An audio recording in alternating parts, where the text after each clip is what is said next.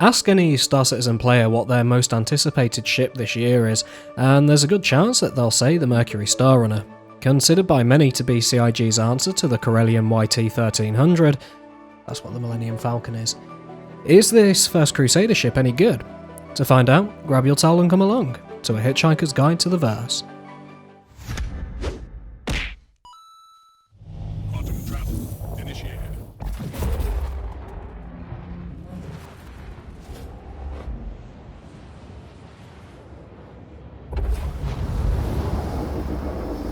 To start, a disclaimer.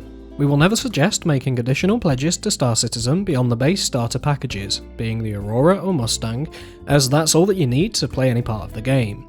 For this reason, whether we recommend a vehicle or not is based on grinding to buy it in-game only. With that said, the value of the project is down to each individual, and to some an additional pledge is worth it, to others it's not. Only you know what it's worth to you, so only you can make that choice. Now with that out of the way, the Crusader Mercury Star Runner, or MSR for short. We don't have an in-law release date for the MSR, but it is known to have been utilised by the Navy over the years as a fast courier and blockade runner. In Crusader's own words, if you need it there fast and unscathed, you can't do better than a Mercury. So just how fast is it? Surprisingly very. The MSR is anything but a light vessel, falling foul of the chonkening that so many ships have seen as of late. It tips the scales at 1.6 million kilos, or 1,600 tons, which means it sits alongside large vessels like the 600i or the Caterpillar, and it's 4 times the mass of the constellation Andromeda that it matches in size.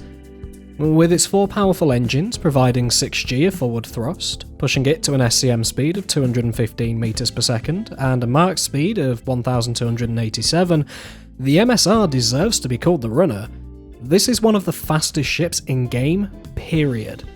Only a couple of fighters and dedicated racing ships can do better. It stops decently too, with just over 4G of reverse thrust. Just don't think about the fuel bill. This is a thirsty ship, and it will drain its hydrogen fuel in just under 19 minutes at full burn. For comparison, a Constellation takes 50. Agility-wise, it's deceptively nimble, with a pitch and yaw rate of 50 degrees per second and a roll rate of 125. It's on par with the Vanguard, it dances around the Cutlass, and actually trades blows with the relatively tiny Super Hornet and Hurricane. As for its atmospheric capabilities, we expect these are going to get nerfed. With the ventral thrusters pulling double shift as both VTOL and MAVs, the MSR hovers comfortably.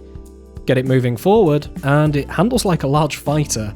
Canyon carving is well within the MSR's comfort zone. Just watch the width.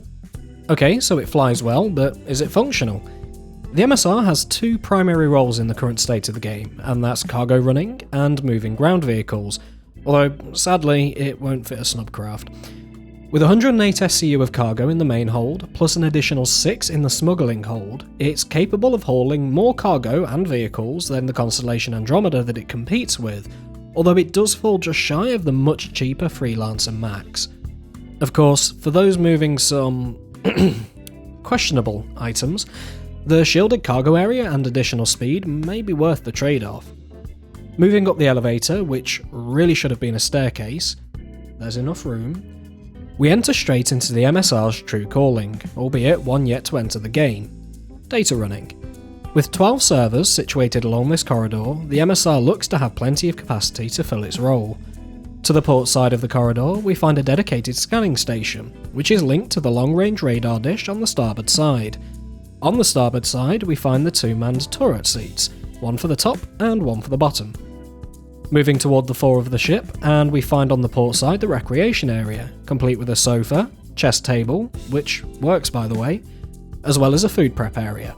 We'll come back to that chess table a little bit later. Opposite, on the starboard side, we find the crew quarters. These quarters offer little in the way of privacy for the crew, but with shelving, workstations, 2 shower toilet combos, 3 beds and a dedicated locker for each crewman, whatever it is you need, you have it.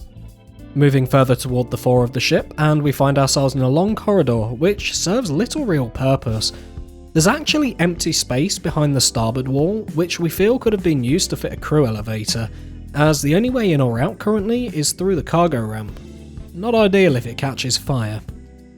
Finally, we reach the cockpit, which is fairly spacious and houses several avionics systems on the port wall, with a weapons rack on the starboard. Moving back to the cargo hold for a moment, on the port side we find the engineering section, complete with dedicated bays for each of the components, except for the shields, which for some reason are just bolted to the wall. On the starboard side, we find the entrance to the ship's party piece, its catacombs. It's here that you will find the 6 SCU of shielded cargo, as well as an entrance to the underbelly. There are several entrances actually, with most of them being floor panels, one in the server room, scanning room, hab area, and the most tricky one to find, which is under the chess table, which is accessed by placing the White Queen on the coaster on the table. Oh, and there's a secret exit into the engineering room, but you can't get in that way. Let's talk combat. On the offensive side, the MSR is relatively light in armament for its size.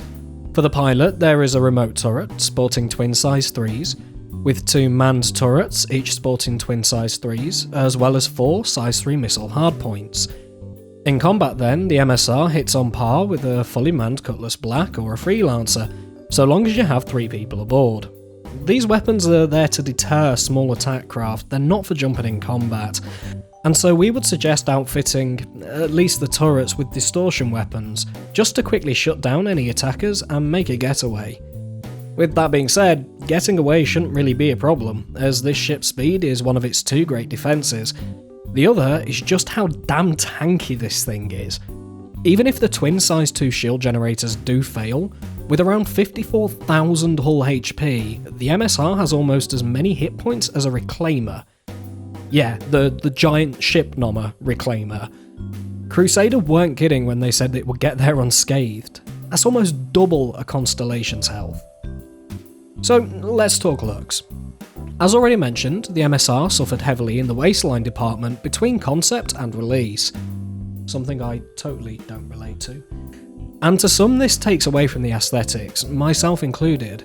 The asymmetrical design also may not be for everyone, nor the utilitarian design of the interior. That aside, it is, subjectively, a damn pretty ship. The imperfections just seem to add to it. There are some other things, at least right now, that make the MSR stand out too. The ability to lock doors open or closed, toggle lights on a per room basis, and even the implementation of a red alert status throughout the ship if it takes damage go to show what we can expect in the long term for our ships, but for now, it makes the MSR special. So, is there a place for the MSR? We don't have an in-game price yet, and we won't until 3.12 or 3.13.